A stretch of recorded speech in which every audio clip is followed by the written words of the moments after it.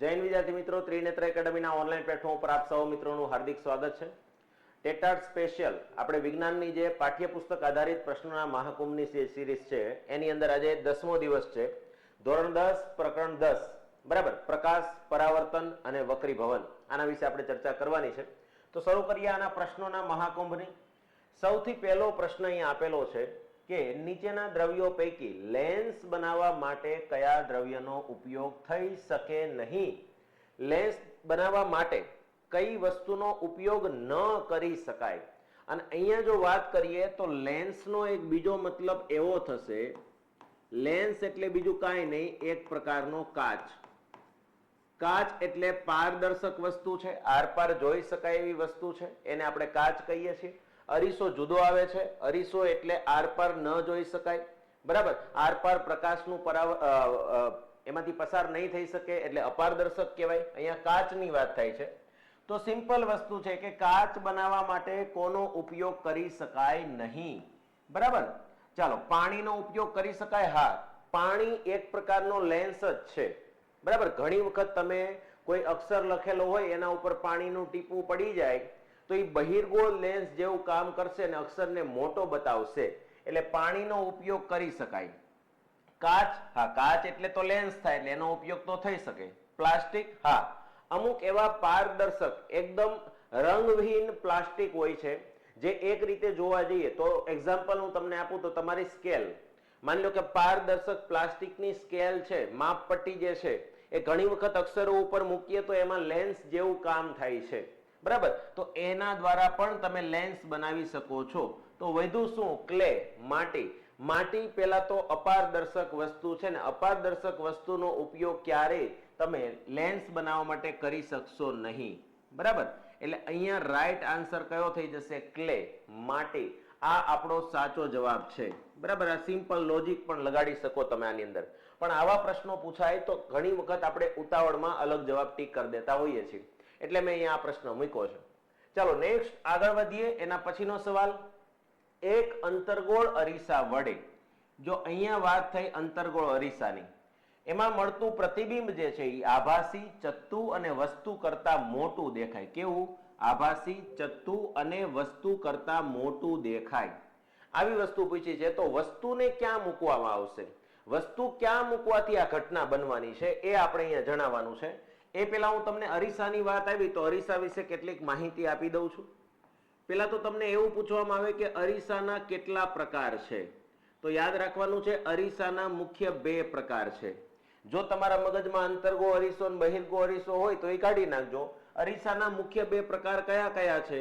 તો એક આવશે સમતલ અરીસો અને બીજો આવશે ગોલીય અરીસો, અથવા એને વક્ર અરીસા કહેવાય. અને ગોલીય અરીસા જે છે એના પાછા બે પ્રકાર પડશે, એક અંતર્ગોળ અરીસો અને એક બહિર્ગોળ અરીસો, બરાબર. એટલે ટોટલ આમ તો અરીસા ત્રણ પ્રકારના આવે, સમતલ, અંતર્ગોળ અને બહિર્ગોળ, બરાબર. તો અહીંયા વાત થઈ કે અરીસાના મુખ્ય પ્રકાર કેટલા? તો બે, સમતલ અને ગોલીય.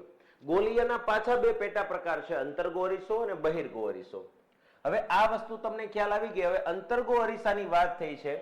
પ્રતિબિંબ એવું લાવવાનું છે કે આભાસી, ચત્તુ અને વસ્તુ કરતા મોટું દેખાય. પેલા તો યાદ રાખવાનું છે, આભાસી એટલે શું? તો જ્યાં ન હોય ત્યાં દેખાય. જેમ કે આપણે આપણા ઘરમાં જે અરીસો હોય એની અંદર દેખાતા હોય, પણ હકીકતમાં આપણે અંદર હોતા નથી, અથવા એને પડદા પર ઝીલી શકાય નહીં. અંદર જે ભાઈ છે, હવે તમે આમ પાછળ જુઓ તો કે પાછળ આપણે ઊભા ન હોય, તો એને આભાસ્યો કહેવાય, આભાસી પ્રતિબિંબ કહેવાય. તો મતલબ કે પડદા પર ન ઝીલી શકાય એવા પ્રતિબિંબને આભાસી કહેવાય, અને પડદા ઉપર ઝીલી શકાય એને વાસ્તવિક કહેવાય. આટલી વસ્તુ વિજ્ઞાનની દ્રષ્ટિએ યાદ રાખજો. અને અહીંયા જે જવાબ છે એક જ જગ્યાએ મૂકો તમે તો અંતર્ગો અરીસામાં આભાસી, ચત્તુ વસ્તુ કરતા મોટું દેખાય, અને એ છે અરીસાના ધ્રુવ અને મુખ્ય કેન્દ્રની વચ્ચે. અરીસાના ધ્રુવ અને મુખ્ય કેન્દ્રની વચ્ચે. આ આપણો રાઈટ આન્સર છે. સાહેબ તમે કહી તો દીધું પણ અમને ખબર ન પડી કે આવું કેમ, ત્યાં મૂકવાથી કેમ, તો બીજી જગ્યાએ મૂકીએ તો કેવું મળે? તો એના વિશે હું તમને ડિટેલમાં માહિતી આપું. અહીંયા મેં તમને પ્રતિબિંબો જે છે જુદી જુદી જગ્યાએ મૂકવાથી જુદા જુદા પ્રકારના પ્રતિબિંબો રચાય એની હું તમને વાત કરું છું. અહીંયા જે પ્રતિબિંબો આપેલા છે એ બધા જ અંતર્ગો અરીસા માટે આપેલા છે. શેના માટે આપેલા છે?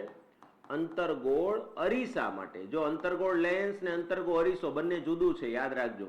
અંતર્ગોળ અરીસો જે છે એની અંદર પ્રતિબિંબ જે છે એ જો કઈ જગ્યાએ મૂકવાથી કેવું રચાય દેખાડેલું છે. ચાલો શરૂઆત કરીએ. અનંત અંતરે તમે વસ્તુને મૂકો ને તો પ્રતિબિંબ ક્યાં મળે? મુખ્ય કેન્દ્ર F ઉપર. જો મુખ્ય કેન્દ્ર F અહીંયા દેખાય છે, બરાબર, હું તમને હાઇલાઇટ કરતો જાઉં છું. આ મુખ્ય કેન્દ્ર F ઉપર પ્રતિબિંબ રચાણું. વસ્તુ ક્યાં મૂકી હતી? અનંત અંતરે, બરાબર. તો અનંત અંતરે વસ્તુને મૂકવાથી પ્રતિબિંબ ક્યાં મળે? મુખ્ય કેન્દ્ર F ઉપર. કેવું મળશે? વાસ્તવિક અને ઉલટું. વસ્તુના પરિમાણ કરતા એકદમ સૂક્ષ્મ, નાનું, બિંદુવત, એકદમ ટપકું મળશે. અનંત અંતરે કોઈ વસ્તુ પડી હોય ને તો અંતર્ગો અરીસામાં એકદમ ટપકું દેખાશે. હવે આવો અંતર્ગો અરીસો તમારા ઘરે ક્યાં છે? તો ચમચી. ચમચીનો જે આ જે ખાડાવાળો ભાગ છે ને એ અંતર્ગો અરીસો છે. કોઈ વસ્તુને બહુ દૂર મૂકી આવજો અને પછી ઈ ચમચીમાં જોવા પ્રયત્ન કરજો, એક નાનું એવું ટપકું દેખાય. પણ યાદ રાખવાનું છે ઉલટું હશે. આપણને ટપકામ ખબર નહીં પડે ઉલટું છે થતું છે, પણ એ ઉલટું હશે, યાદ રાખવાનું છે. તો અનંત અંતરે વસ્તુને મૂકીએ તો મુખ્ય કેન્દ્ર F ઉપર પ્રતિબિંબ મળે. કેવડું મળે? તો એકદમ ટપકા જેવડું બિંદુવત મળે. કેવું મળે? તો વાસ્તવિક અને ઉલટું. ચાલો હવે વસ્તુને થોડીક નજીક લાવો. પહેલા અનંત અંતરે મૂકી, હવે થોડીક નજીક લાવો. વક્રતા કેન્દ્ર C થી દૂર મૂકવાની છે. વક્રતા કેન્દ્ર C એટલે આ સેન્ટર, જે આખો લેન્સ જે હોય ને એ ગોળાકાર ભાગનું સેન્ટર કહી શકાય. તો વક્રતા કેન્દ્રથી દૂર મૂકવામાં આવે તો પ્રતિબિંબ ક્યાં મળ્યું? C અને F ની વચ્ચે. અને કેવું મળ્યું? તો ઉલટું મળ્યું, વાસ્તવિક મળ્યું. અંદરના ભાગમાં મળે ને પાછળના ભાગમાં તો જ આભાસી કહેવાય. વાસ્તવિક મળ્યું, વસ્તુ કરતા નાનું મળ્યું. જો આ મોટું છે, આ વસ્તુ કરતા નાનું છે. તો જો વક્રતા કેન્દ્ર C થી દૂર મૂકો તો પ્રતિબિંબ ક્યાં મળે? F અને C ની વચ્ચે. વાસ્તવિક અને ઉલટું, વસ્તુ કરતા નાનું. એટલે ફરક શું પડ્યો એ યાદ રાખો. આખે આખું કોષ્ટક તમારે ગોખવું ન હોય તો યાદ રાખતા શીખવાડું હું તમને. વસ્તુને થોડીક નજીક લાવવામાં આવશે તો પ્રતિબિંબ થોડુંક દૂર ખસશે. પેલા F ઉપર હતું, હવે F અને C ની વચ્ચે. બીજી વસ્તુ, વસ્તુને નજીક લાવવામાં આવે એમ પ્રતિબિંબ ધીરે ધીરે મોટું થતું જશે. પેલા ટપકું મળ્યું હતું, હવે વસ્તુ કરતા નાનું પ્રતિબિંબ મળ્યું. બાકી વાસ્તવિક ને ઉલટું તો દર વખતે મળવાનું છે, યાદ રાખજો. ચાલો હજી થોડુંક નજીક લઈ જઈએ. આપણે C થી દૂર મૂક્યું હતું, હવે C ઉપર મૂકીએ. વક્રતા કેન્દ્ર C ઉપર મૂકો ત્યારે પ્રતિબિંબ પણ વક્રતા કેન્દ્ર C ઉપર જ મળે છે. વાસ્તવિક અને ઉલટું મળે છે અને વસ્તુના પરિમાણ જેટલું જ મળે છે. જો વસ્તુને અહીંયા મૂકી તો પ્રતિબિંબ પણ અહીંયા જ મળ્યું. આ વસ્તુ છે તો આ પ્રતિબિંબ અહીંયા જ મળ્યું, વક્રતા કેન્દ્ર C ઉપર. તો જો જેમ જેમ નજીક લાવો છો એમ પ્રતિબિંબ દૂર ખસતું જાય છે. તો હવે એક સાથે થઈ ગયું. જો પેલા અનંત અંતરે હતું તો F ઉપર, C થી દૂર તો F અને C ની વચ્ચે, C ઉપર તો C ઉપર. ધીરે ધીરે મોટું થતું ગયું. પેલા ટપકું હતું, પછી વસ્તુ કરતા નાનું, પછી વસ્તુ જેવડું. તો હજી આપણે આગળ લાવીએ વસ્તુને, તો વસ્તુને ક્યાં મૂકવામાં આવે છે? વક્રતા કેન્દ્ર C અને મુખ્ય કેન્દ્ર F ની વચ્ચે મૂકવામાં આવે છે. જો અહીંયા વસ્તુને મૂકી દીધી તો પ્રતિબિંબ ક્યાં મળશે? C થી દૂર. પ્રતિબિંબ ક્યાં મળ્યું? C થી દૂર. વાસ્તવિક અને ઉલટું, બરાબર. વસ્તુ કરતા મોટું અને વિવર્ધિત. જો વસ્તુ આવડી છે તો પ્રતિબિંબ આવડું છે.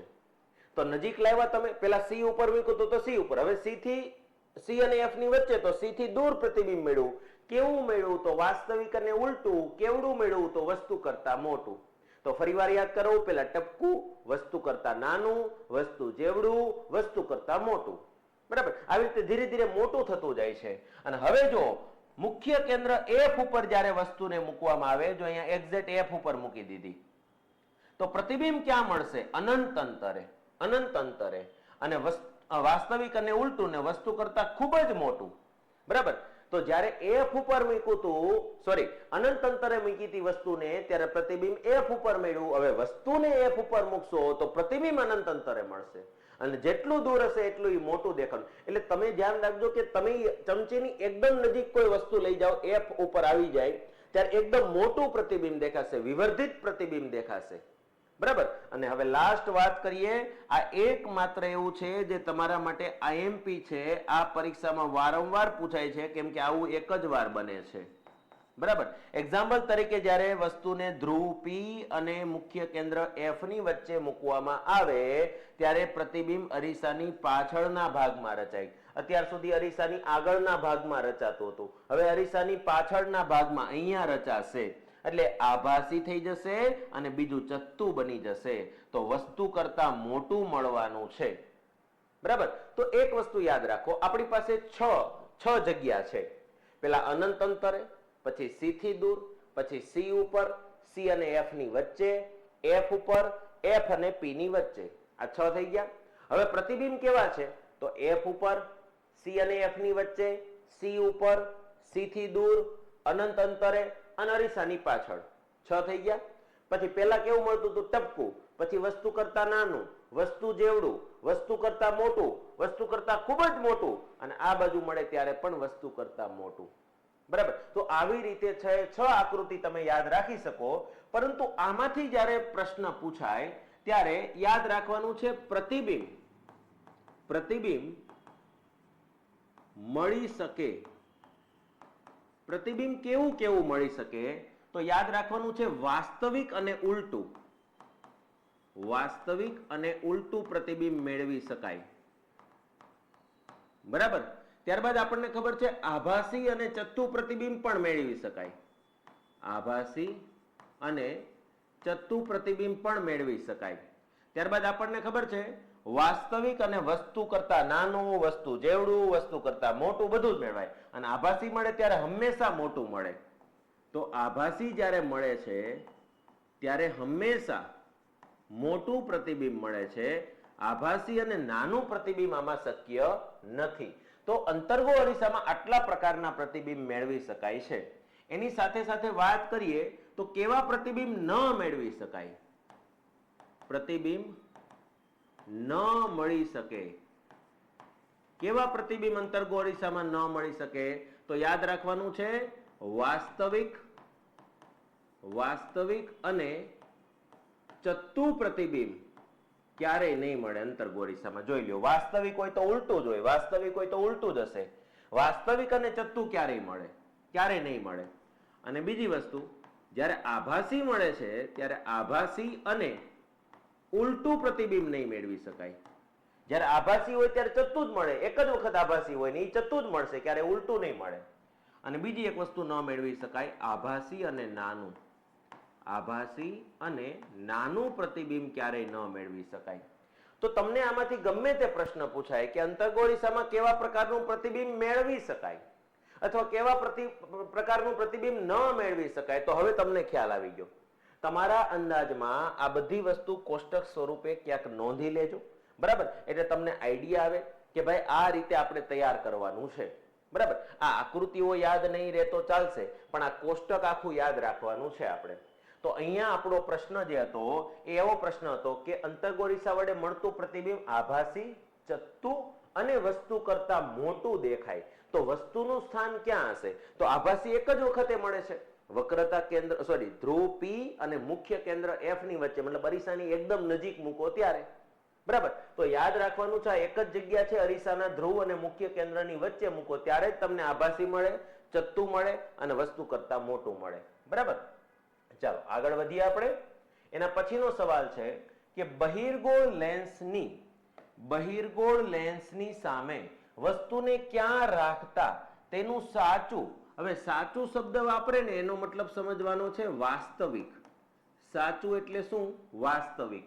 અને વસ્તુના પરિમાણ જેટલું જ પ્રતિબિંબ મળે. હવે જો અહીંયા પાછી લેન્સની વાત થાય છે, અને કયો લેન્સ છે? બહિર્ગોળ લેન્સ છે. અત્યારે આગળનો જે સવાલ હતો એ અરીસાનો હતો. બરાબર. તો એક વસ્તુ યાદ રાખવાની છે કે તમે જો આ કોષ્ટક યાદ રાખી લીધું હોય ને, આખું કોષ્ટક, તો એક ચિંતા એ છોડી દેજો કે બધાનું યાદ નહીં રાખવું પડે.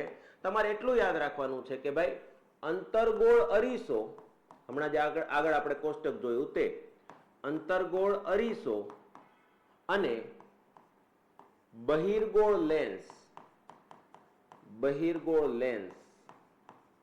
આ બંનેમાં એક્ઝેક્ટ સરખા પ્રતિબિંબો મળે છે. બરાબર. એટલે યાદ રાખવાનું છે અંતર્ગોળ અરીસાનું યાદ રહી ગયું તો બહિર્ગોળ લેન્સ સેમ ટુ સેમ હશે. પણ લેન્સ છે એટલે મુખ્ય કેન્દ્ર અને વક્રતા કેન્દ્ર એના નામ જુદા હશે. બરાબર. એટલા માટે આપણે એ હવે જોવાનું છે. પણ તમને યાદ હોવું જોઈએ કે વાસ્તવિક અને વસ્તુના પરિમાણ જેટલું, તો અંતર્ગો અરીસો યાદ કરો. વાસ્તવિક અને વસ્તુના પરિમાણ જેટલું જ, એટલે વસ્તુ જેવડું પ્રતિબિંબ ક્યારે મળતું હતું? જ્યારે આપણે વક્રતા કેન્દ્ર ઉપર વસ્તુને સી ઉપર મૂકતા હતા ત્યારે વસ્તુ જેવડું જ પ્રતિબિંબ મળતું હતું. તો આની અંદર પણ એ જ જવાબ આવશે કે વક્રતા કેન્દ્ર ઉપર મૂકો તમે ત્યારે એક્ઝેક્ટ તમને એના જેવડું જ પ્રતિબિંબ મળે. પણ આમાં ક્યાંય આપેલું તો નથી. જો અહીંયા શું આપેલું છે, લેન્સના મુખ્ય કેન્દ્ર પર, એ તો નહીં જ આવે. એફ ઉપર અનંત અંતરે આઈ નહીં આવે. આ બે વસ્તુ તો નથી જ આવવાની. લેન્સના પ્રકાશીય કેન્દ્ર અને મુખ્ય કેન્દ્રની વચ્ચે ના, એવું નહીં આવે. તો કેન્દ્ર લંબાઈ કરતા બમણા અંતરે, હવે કેન્દ્ર લંબાઈ કરતા બમણા અંતરે અહીંયા જવાબ સાચો થશે. એનું હું તમને કારણ જણાવું કે કેન્દ્ર લંબાઈ જે છે ને એ શું છે એની વાત કરીએ. જો આ બહિર્ગોળ લેન્સ છે, બરાબર. એમાં હું તમને આ બધા વિધાન સમજાવી દઉં હમણાં, બરાબર.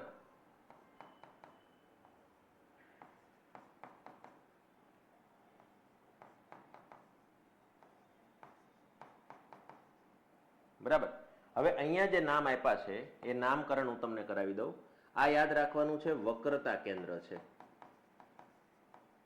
અને આ બાજુ પણ અહીંયા વક્રતા કેન્દ્ર છે, બરાબર. આ જે છે એ મુખ્ય કેન્દ્ર છે, આ પણ મુખ્ય કેન્દ્ર છે. અને આ જે છે એને ઓપ્ટિકલ સેન્ટર અથવા પ્રકાશીય કેન્દ્ર કહેવાય. પ્રકાશીય કેન્દ્ર કહેવાય, બરાબર. તો આપણે અહીંયા વસ્તુને મૂકીએ તો પ્રતિબિંબ આ સાઈડ મળશે, પરંતુ એકદમ વસ્તુ જેવડું જ મળશે, બરાબર. એટલે યાદ રાખવાનું છે કેન્દ્ર લંબાઈ કરતા બમણા અંતરે શું કામ કીધું? કારણ કે તમે જોવા જાઓ તો અહીંયાથી શરૂ કરીને આ જે ભાગ છે એને એફ કહેવાય. એફ નો મતલબ શું થશે? તો કેન્દ્ર લંબાઈ થશે.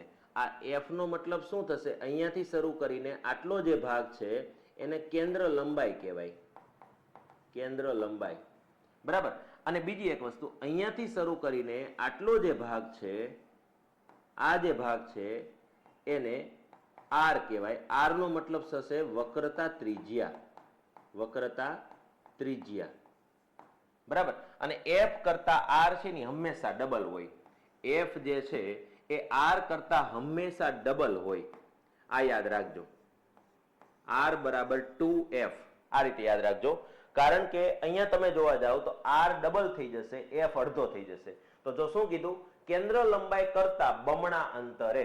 કેન્દ્ર લંબાઈ કરતા બમણા અંતરે એનો બીજો મતલબ શું થશે? વક્રતા કેન્દ્ર પર. વક્રતા કેન્દ્ર પર.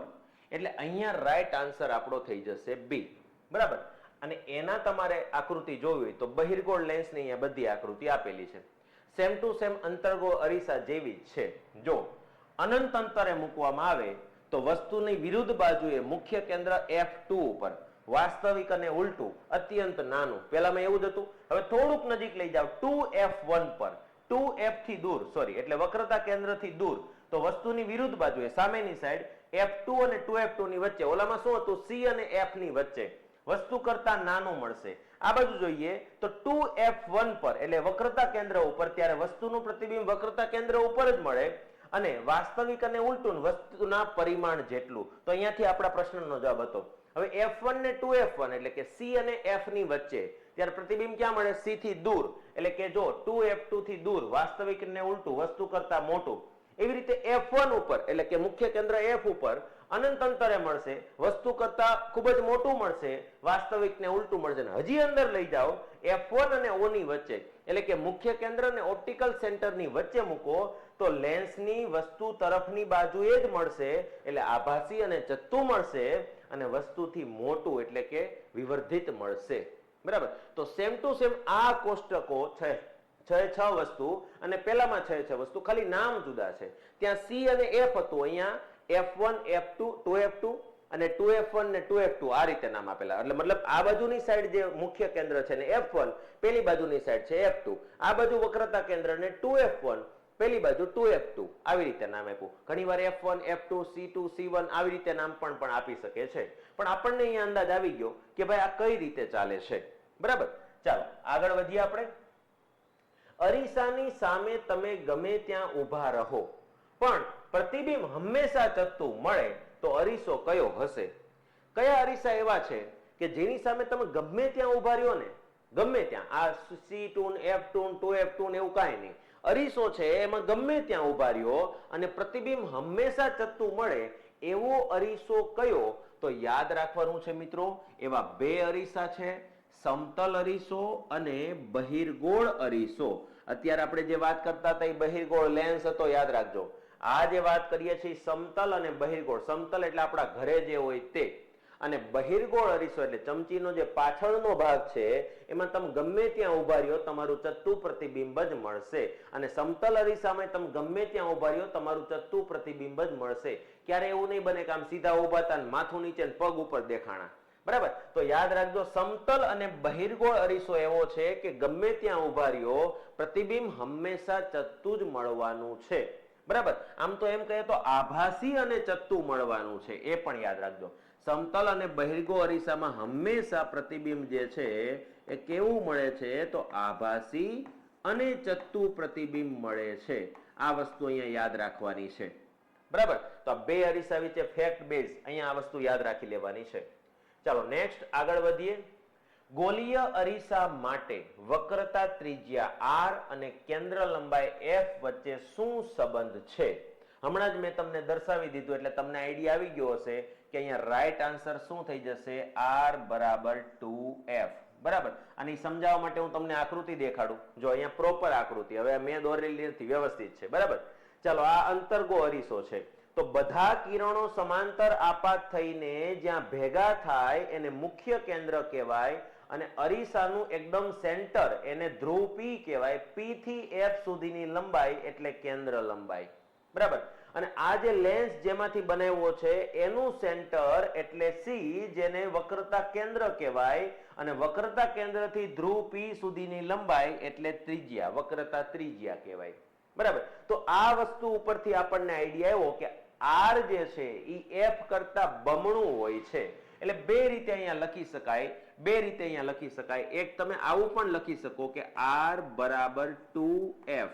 બરાબર, એટલે મતલબ કે f 5 સેન્ટીમીટર હોય ને તો r 10 સેન્ટીમીટર હોય, f 2 સેન્ટીમીટર હોય ને તો r 4 સેન્ટીમીટર હોય. જો અહીંયા 2 મૂકી દો તો 2 દુ 4 એટલે આ 4 થઈ ગયા ને. બરાબર, અથવા તમે બીજી રીતે એમ પણ બોલી શકો કે f બરાબર r ના છેદમાં 2. f કેટલો હોય છે? તો r નો અડધો હોય છે. તો આવું પણ યાદ રાખી શકાય. બરાબર, આ માની લો કે 10 સેન્ટીમીટર આપેલી છે તો આ કેટલી મળશે? 5 સેન્ટીમીટર. આ માની લો કે 20 સેન્ટીમીટર છે તો આ કેટલું મળશે? 10 સેન્ટીમીટર, એટલે અડધું થઈ જશે. તો આ બંને વસ્તુ આપણે ખાસ યાદ રાખવાની છે. r એટલે વક્રતા ત્રિજ્યા, f એટલે કેન્દ્ર લંબાઈ. કેન્દ્ર લંબાઈ હંમેશા વક્રતા ત્રિજ્યા કરતા અડધી હોય છે અથવા વક્રતા ત્રિજ્યા કેન્દ્ર લંબાઈ કરતા બમણી હોય છે.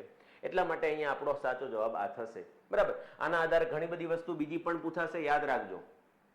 ચાલો નેક્સ્ટ. વક્રતા કેન્દ્ર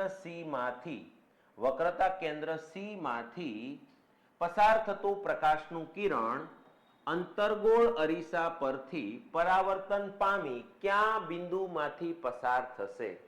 તો જો જુદી જુદી જગ્યાએથી આવતા કિરણો જુદી જુદી જગ્યાએ પરાવર્તન પામે છે. એમાં 4 વસ્તુ આપણે યાદ રાખવાની છે. અંતર્ગોળ અરીસો હોય કે બહિર્ગોળ અરીસો હોય, સમાંતર આવતું કિરણ એટલે કે સીધું આવતું કિરણ, જો આ મુખ્ય અક્ષ છે, મુખ્ય અક્ષને સમાંતર આવતું કિરણ અથડાઈને પાછું ફરે એટલે કે પરાવર્તન પામે ત્યારે તમે જોઈ શકો છો મુખ્ય કેન્દ્ર F માંથી પસાર થાય છે. સમાંતર આવતું કિરણ, જો આ સમાંતર આવતું કિરણ મુખ્ય કેન્દ્ર F માંથી પસાર થાય છે એમ કહી શકાય. બરાબર, તો યાદ રાખવાનું છે કે કોઈ પણ અરીસો હોય, અંતર્ગોળ કે બહિર્ગોળ, સમાંતર આવતું કિરણ, આપાત થતું કિરણ પરાવર્તન પામીને ક્યાંથી જશે? મુખ્ય કેન્દ્ર F માંથી. એવી જ રીતે એનું ઊંધું યાદ રાખવાનું છે કે મુખ્ય કેન્દ્ર F માં આવતું કિરણ પરાવર્તન પામીને, જો F ની દિશામાં આવતું કિરણ પરાવર્તન પામીને કેવું થઈ જાય? સમાંતર. અહીંયા પણ તમે જોઈ શકો છો F ની દિશામાં આવતું કિરણ પરાવર્તન પામીને કેવું થઈ ગયું? સમાંતર. એટલે બે વસ્તુ તો યાદ રહી ગઈ કે સમાંતર આવે તો F માંથી F માં આવે તો સમાંતર. બરાબર, આ બે વસ્તુ યાદ રહી ગઈ. પણ હજી આપણો પ્રશ્ન નથી આવ્યો. આપણે વક્રતા કેન્દ્ર C ની દિશામાં આપાત કરવાનું છે અને જ્યારે તમે વક્રતા કેન્દ્ર C ની દિશામાં આપાત કરો તો પરાવર્તન પણ એની એ જ દિશામાં થવાનું છે. જે દિશામાંથી આવે છે એ જ દિશામાં પરાવર્તન થાય. જોઈ લો અહીંયા પણ જે દિશામાં આપાત થાય એ જ દિશામાં પરાવર્તન. એટલે સી ની દિશામાં જ્યારે મુખ્ય વક્રતા કેન્દ્ર સી ની દિશામાં જ્યારે કોઈ કિરણ આપાત થાય ત્યારે પરાવર્તન પામીને એની એ જ દિશામાં પાછું ફરે છે.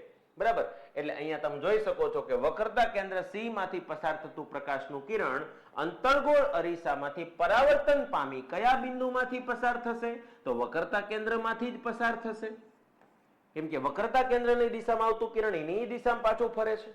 અને હજી એક વસ્તુ યાદ રાખવાની છે કે જ્યારે ધ્રુવ પી ની દિશામાં કોઈ કિરણ આપાત થતું હોય ત્યારે પરાવર્તન પામીને જેટલા ખૂણે આપાત થયું હોય એટલા જ ખૂણે પરાવર્તન પામે. એટલે 10 અંશનો ખૂણો રાખીને આપાત થયું હોય તો 10 અંશનો ખૂણો રાખીને પરાવર્તન પામશે.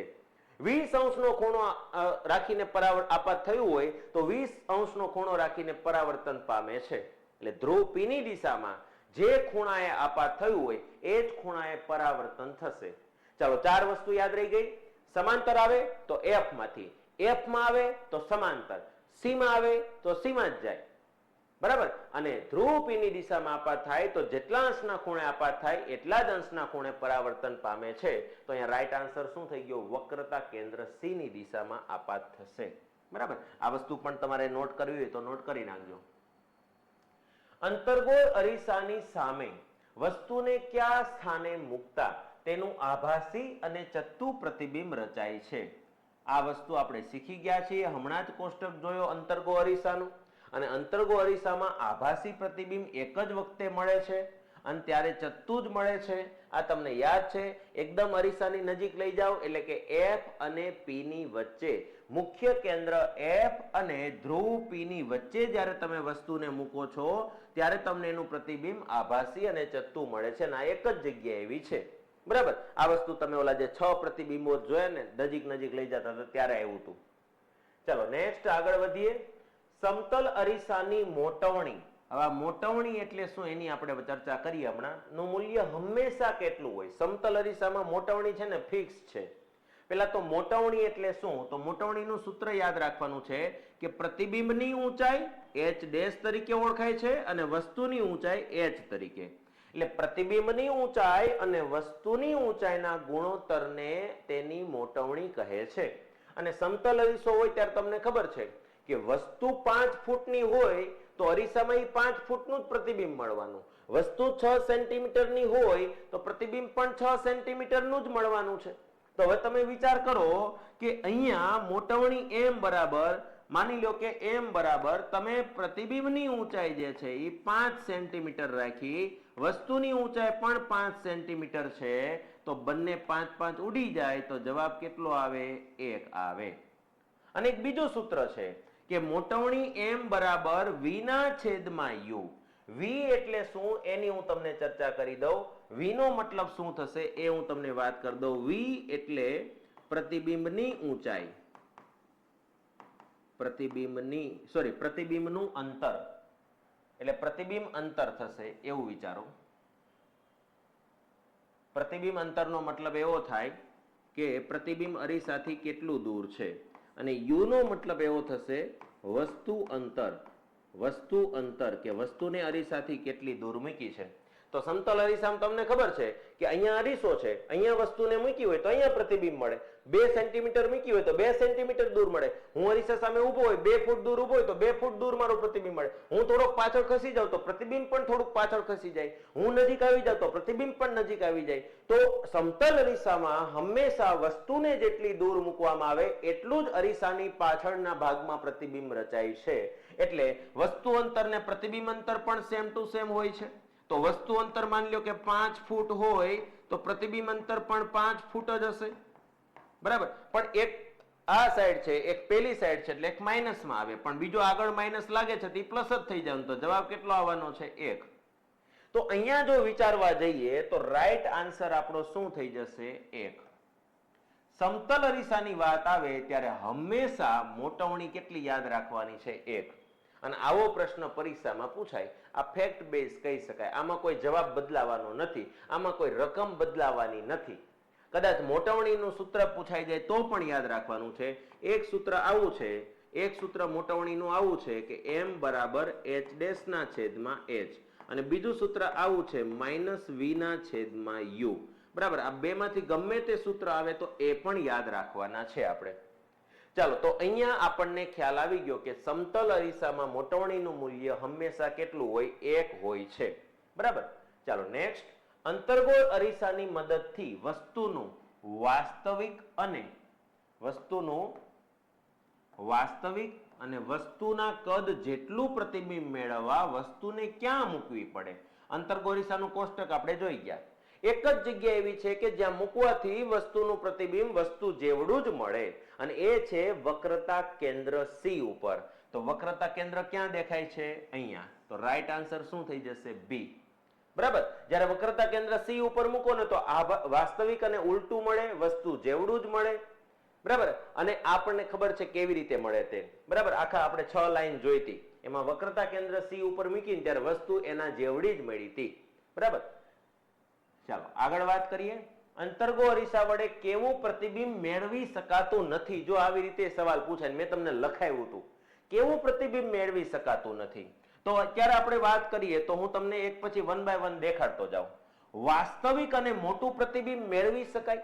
વાસ્તવિક અને મોટું મેળવી શકાય? હા ભાઈ. ક્યાં મૂકો તો વાસ્તવિક ને મોટું મળે છે? તમને ખબર છે કે તમે જ્યારે C અને F ની વચ્ચે મૂકો છો ત્યારે C થી દૂર મળે છે, વાસ્તવિક મળે છે, ઉલટું મળે છે અને મોટું મળે છે. તો વાસ્તવિક ને મોટું તો મેળવી શકાય. વાસ્તવિક અને મોટું પ્રતિબિંબ મેળવી શકાય. આભાસી અને મોટું મેળવી શકાય? હા ભાઈ. ઓલું જે અંદર ઘુસેડી દઈએ છીએ આપણે જ્યારે F અને P ની વચ્ચે, ત્યારે પાછળના ભાગમાં મળે છે એટલે આભાસી, અને વસ્તુ કરતા મોટું મળે છે તો વસ્તુ કરતા મોટું આભાસી મેળવી શકાય. હવે વાત કરીએ વાસ્તવિક અને નાનું.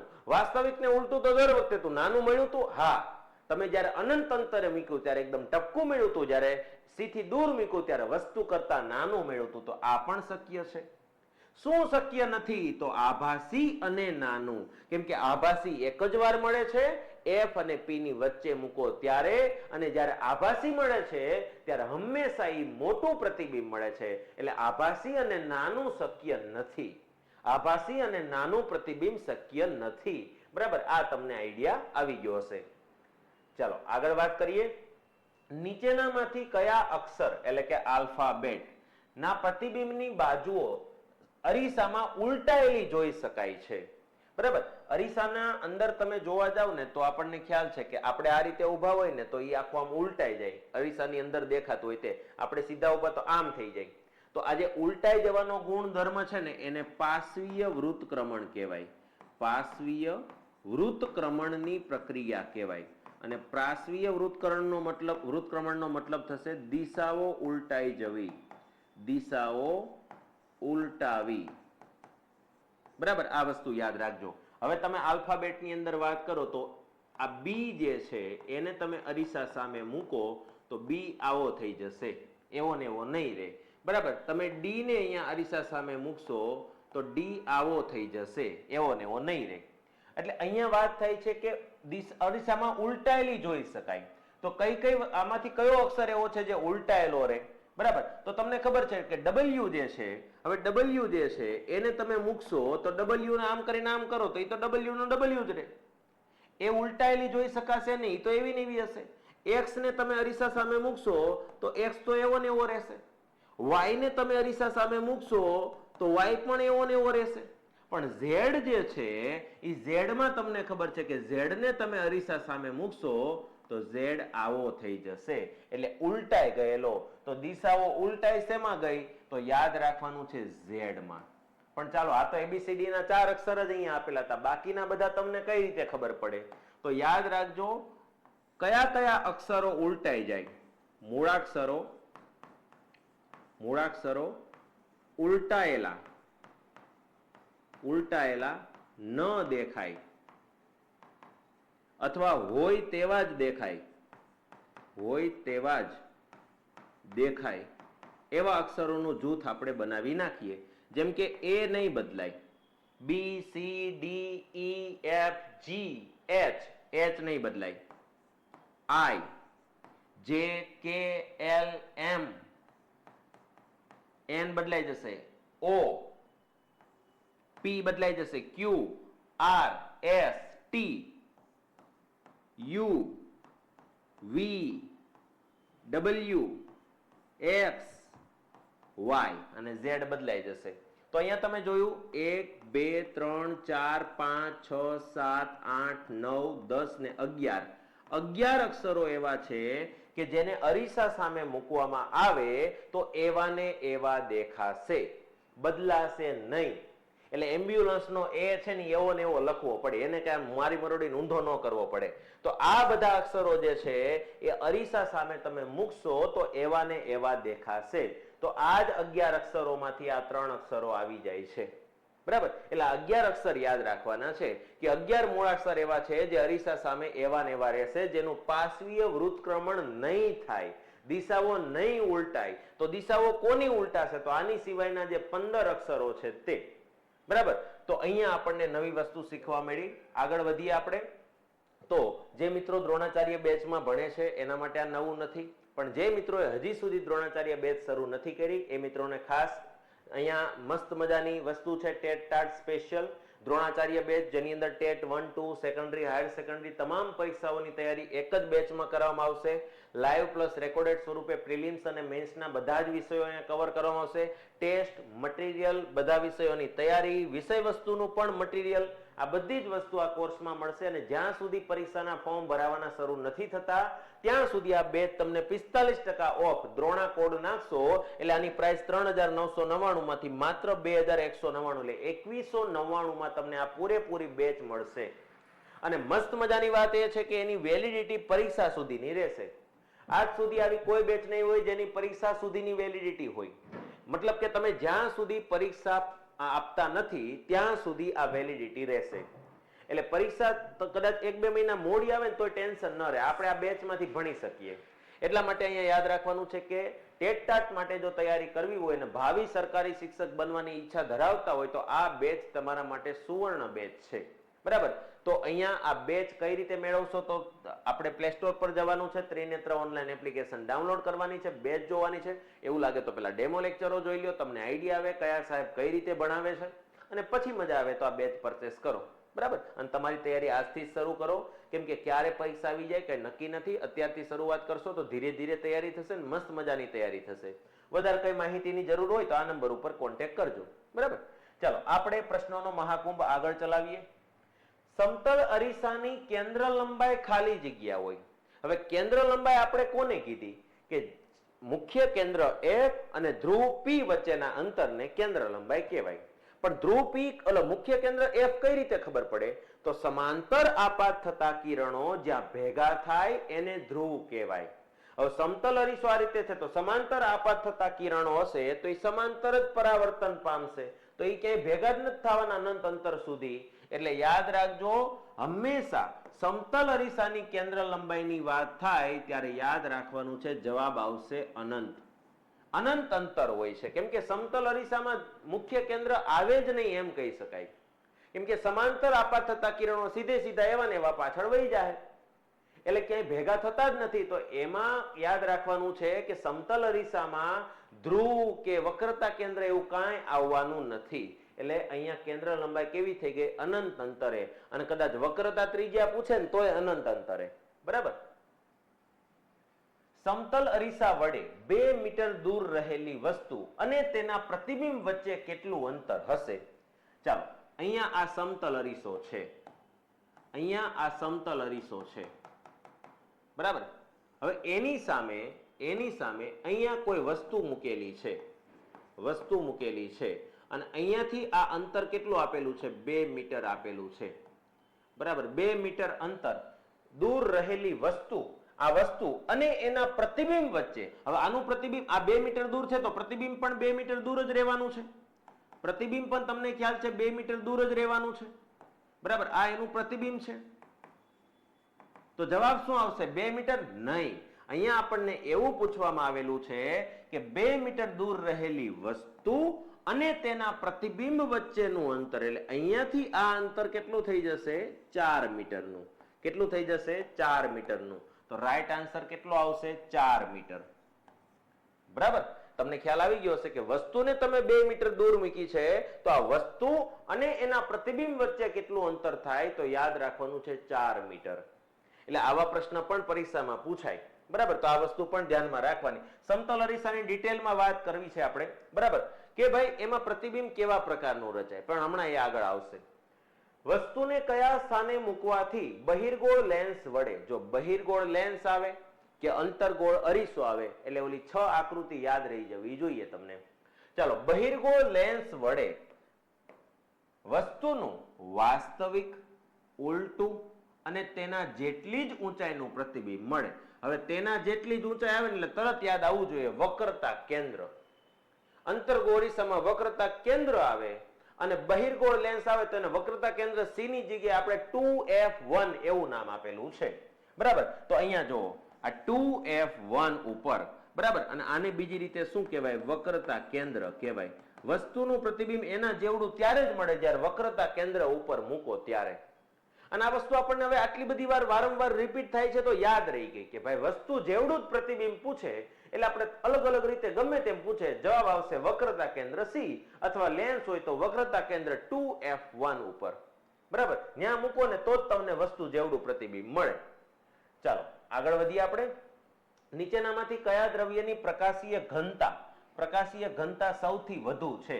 કાચ, પાણી, કાર્બન ડાયસલ્ફાઇડ કે હીરો?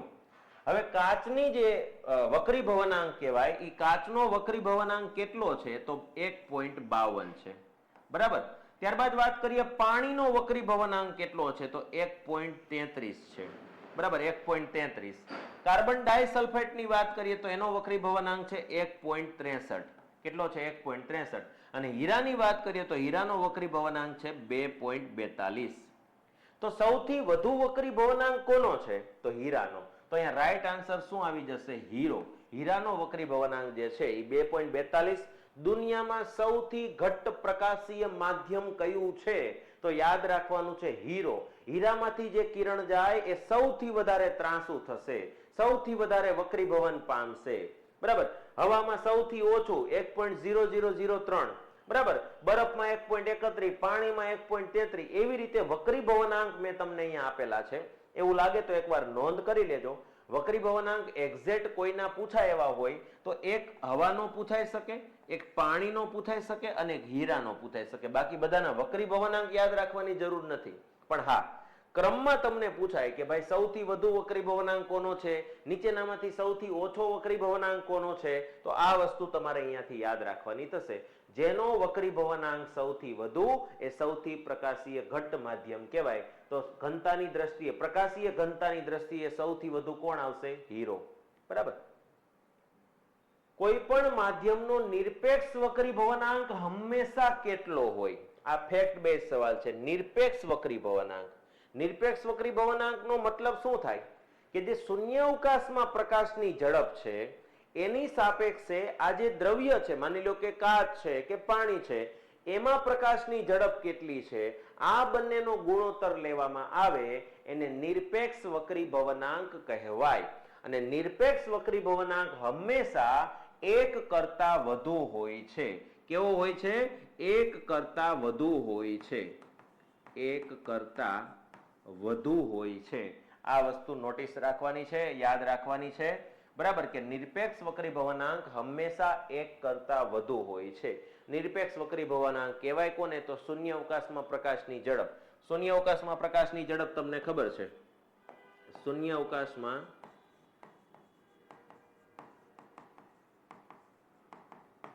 પ્રકાશની ઝડપ કદાચ પૂછાઈ જાય તો યાદ રાખવાનું છે 3 × 10⁸ મીટર પ્રતિ સેકન્ડ. અને હવે વિચાર કરો, આની સાપેક્ષે કોઈ પણ વસ્તુ આવી જાય એની પ્રકાશની ઝડપ તો ધીમી જ હોવાની છે, કેમ કે શૂન્યાવકાશ એટલે પતલામાં પતલું. પ્રકાશની દ્રષ્ટિએ પાતળામાં પાતળું માધ્યમ કોણ થઈ જાય? શૂન્યાવકાશ. હવે કદાચ હવા લઈ આવ્યા તો એની પ્રકાશની ઝડપ તો થોડીક ઓછી થશે એમાં. હવે એને આના છેદમાં મૂકો તો જવાબ તો 1 કરતા મોટો જ આવવાનો છે. બરાબર, હવે બીજું કોઈ કાચ લાવ્યા તો એનું એના કરતા ઓછી ઝડપ હોય તો એને છેદમાં મૂકશો તો એનો જવાબ આના કરતા 1 કરતા મોટો જ આવવાનો છે. 3/2 કરો, 3/1 કરો, 3/0.05 કરો, જવાબ તો 1 કરતા મોટો જ આવવાનો છે. તો યાદ રાખવાનું છે મિત્રો, હંમેશા નિરપેક્ષ વક્રીભવનાંક કેટલો હોય છે? 1 કરતા વધુ. આ યાદ રાખજો. ચાલો ત્યારબાદ 10 સેન્ટીમીટર, 20 સેન્ટીમીટર, 25 સેન્ટીમીટર અને 50 સેન્ટીમીટર કેન્દ્ર લંબાઈ કેન્દ્ર લંબાઈ ધરાવતા લેન્સ પૈકી કયા લેન્સનો પાવર સૌથી વધુ હશે? હવે પાવર, લેન્સના પાવરનું સૂત્ર અહીંયા આપેલું છે P બરાબર 1/f. P એટલે પાવર થાય અને F નો મતલબ શું થાય છે? તો તમને ખ્યાલ છે કે જ્યાં F એટલે કેન્દ્ર લંબાઈ, F નો મતલબ શું થાય? કેન્દ્ર લંબાઈ. આના લેન્સનો પાવર એટલે શું? તો આપણે જે આ ચશ્માના નંબર આવે ને એને પાવર જ કહેવાય. આપણે એમ કહીએ ને કે દોઢ નંબર છે 1.5, તો એ 1.5 પ્લસ હોય કે માઇનસ હોય. તો યાદ રાખવાનું છે કે એ છે ને લેન્સનો પાવર, એને ડાયોપ્ટર કહેવાય. બરાબર. ચાલો, તો અહીંયા આપણે જુદી જુદી અહીંયા વાત કરેલી છે કે લેન્સના પાવરની વાત કરીએ તો સૌથી વધુ પાવર કોનો એવું પૂછ્યું છે. સૌથી પહેલા આપણે P1 કરીએ. P1 એટલે 1/f1. F1 એટલે 1/10 રાખીએ. આ પહેલી કેન્દ્ર લંબાઈ સેન્ટીમીટરમાં. બાકી કેન્દ્ર લંબાઈ હંમેશા મીટરમાં આવે, યાદ રાખજો. ચાલો, સેન્ટીમીટરમાં છે, જવાબ એ સેન્ટીમીટરમાં કોઈ વાંધો નથી. 1/10 કરો એટલે જવાબ શું આવશે? તો 0.1 સેન્ટીમીટર જવાબ આવશે. બરાબર. પાવર એટલે ડાયોપ્ટરમાં આવે, સોરી, પાવર ડાયોપ્ટરમાં આવે તો 0.1 જવાબ આવ્યો. ત્યારબાદ આપણે P2 લઈએ. P2 એટલે 1/f2. 1/f2 એટલે 1/20 અને 1/20 કરો એટલે 0.05 આવશે. P3 કરીએ, 1/f3. 1/, કેટલા કરવાના છે? 25 કરવાના છે, એટલે તમને ખ્યાલ છે 0.04 જવાબ આવશે. બરાબર. હવે આપણે લઈએ P4. P4 એટલે 1/f4. f4 કેટલું છે? મતલબ 1/50 છે, એટલે જવાબ કેટલો આવશે? 0.02 આવશે. તો આ બધામાં તમને ખ્યાલ આવી ગયો કે સૌથી વધુ પાવર કોનો મળ્યો? તમને અહીંયા મળ્યો 0.01, સોરી 0.1. તમને એમ થતું હોય 0.1 છે, તો 0.1 નો બીજો મતલબ શું થઈ જાય? 0.10. અહીંયા બધામાં 0.05, 0.02, 0.04 એવું હતું. તો અહીંયા સૌથી વધુ, આ સૌથી વધુ જે છે એ પાવર કઈ જગ્યાએ મળ્યો? તમને 10 સેન્ટીમીટર કેન્દ્ર લંબાઈ વાળા ગ્લાસની અંદર. તો 10 સેન્ટીમીટર અહીંયા સાચો જવાબ થશે. તો આપણો રાઈટ આન્સર શું થશે? 10 સેન્ટીમીટર.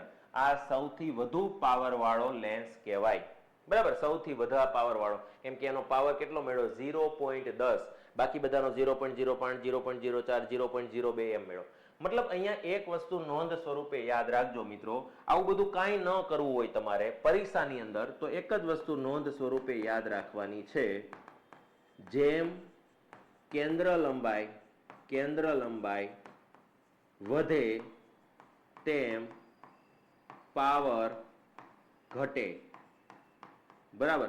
જેટલી કેન્દ્ર લંબાઈ વધારે હોય એટલો પાવર ઓછો હોય, તો જેટલી કેન્દ્ર લંબાઈ ઓછી હોય એટલો પાવર વધારે હોય.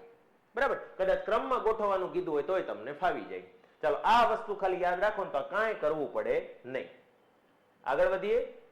બહિર્ગોળ લેન્સનો પાવર, અહીંયા જો પાવર પાછો આપી દીધો છે. પાવર કેટલો આપેલો છે તમને? પાવર P બરાબર +5.0 ડાયોપ્ટર. 5 ડાયોપ્ટર આપેલો છે. તો એની કેન્દ્ર લંબાઈ કેટલી હશે? હવે આપણી પાસે તો સૂત્ર આવું છે, P બરાબર 1/f. P બરાબર 1/f છે, એને તમે બીજી રીતે આવું પણ લખી શકો કે f બરાબર 1/p. અને હવે તમને અહીંયા ખબર છે કે f તમારે શોધવો છે, કેન્દ્ર લંબાઈ શોધવી છે, તો 1/પાવર. 1/પાવર એટલે 1/5. 1/5 કરો છો તમે તો જવાબ શું આવશે? 1/5 કરવાનું છે. કેટલું કરવાનું છે? 1/5 કરવાનું છે. હવે 1/5 કરવા જાવ ને એટલે આ રીતે થાય. જો 1/5 ભાગ નથી ચાલતો, 0, પછી અહીંયા તમે સોરી પોઈન્ટ મૂકીને 0 કર્યો. બરાબર. તો 0 મૂકો એટલે એક અહીંયા આવશે. બરાબર. પોઈન્ટ મૂકો એટલે એક 0 આવી ગયો અહીંયા. તો 2 5 10, 0 0, 0.2 આવશે. બરાબર. 0.2 આવશે.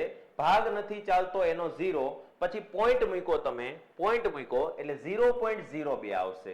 કેટલો જવાબ આવશે? 0.02 આવશે.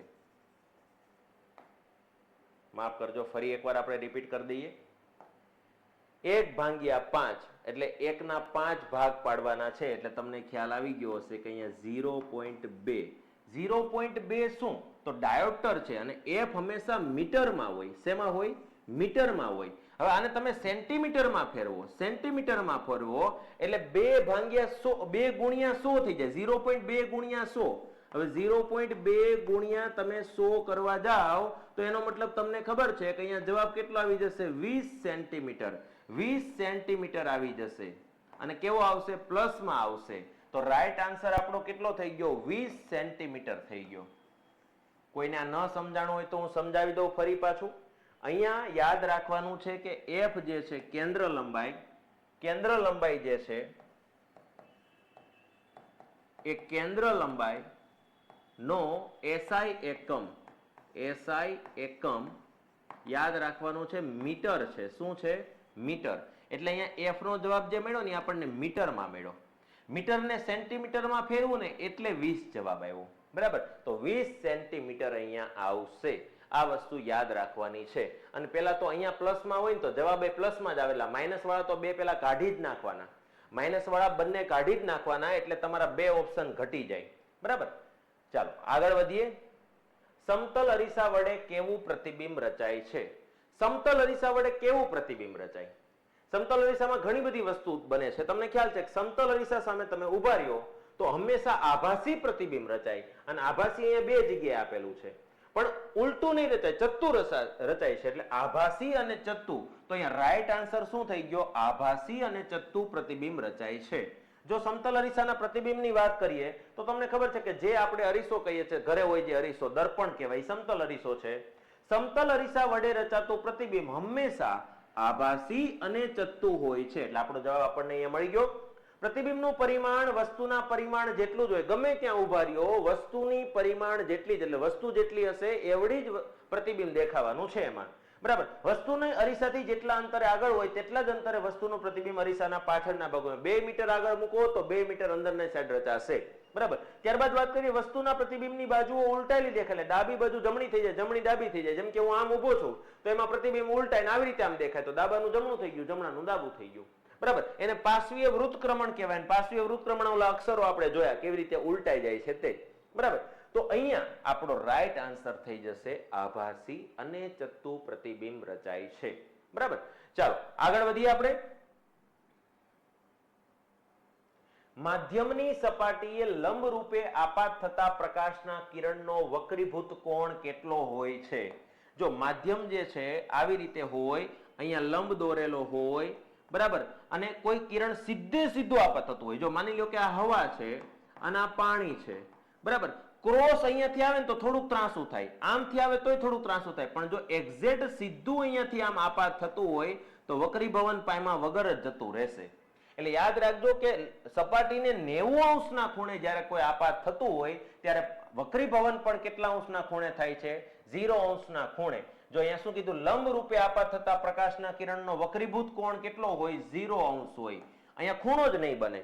જો સીધું પાણીમાં આમ કિરણ લેઝર લાઇટ કરો ને તો એનું વક્રીભવન ન થાય, પણ થોડીક ત્રાસી કરો ને તો આમ ક્રોસ થઈ જાય.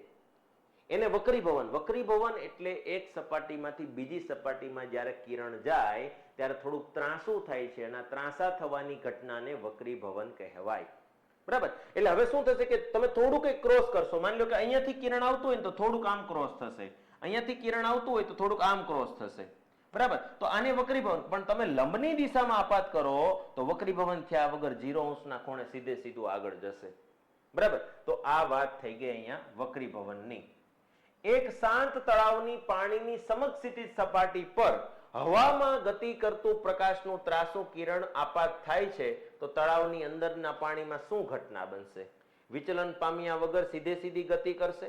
તળાવની સપાટીના આપાત બિંદુએ દોરેલ લંબથી દૂર તરફ વિચલિત થશે કે નજીક તરફ વિચલિત થશે કે પોતાના મૂળ માર્ગે પાછું ફરી જશે?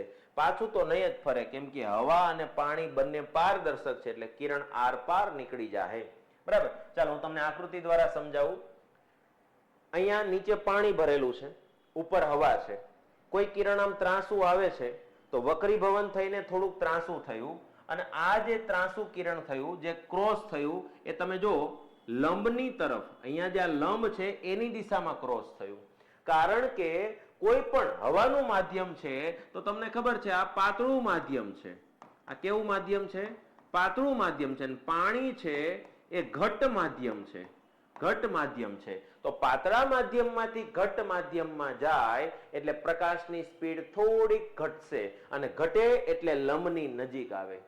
જો પાણીમાંથી હવામાં કિરણ જાતું હોય તો પેલા કરતા સ્પીડ વધી જાય તો લંબથી દૂર જશે. એટલે અહીંયા કેટલીક બાબતો નોંધ જેવી યાદ રાખી લેવાની છે, નોંધ કરી લેવાની છે કે જ્યારે પ્રકાશનું કિરણ પાતળા માધ્યમમાંથી માફ કરજો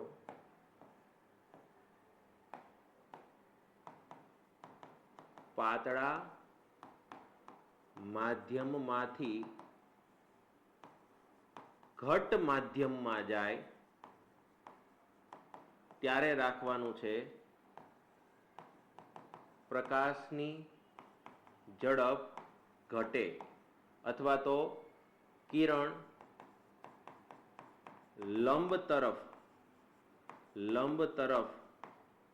ત્રાંસુ થાય, ત્રાંસુ વળે. બરાબર. અને બીજી એક વસ્તુ યાદ રાખવાની છે અહીંયા કે જ્યારે ઘટ માધ્યમમાંથી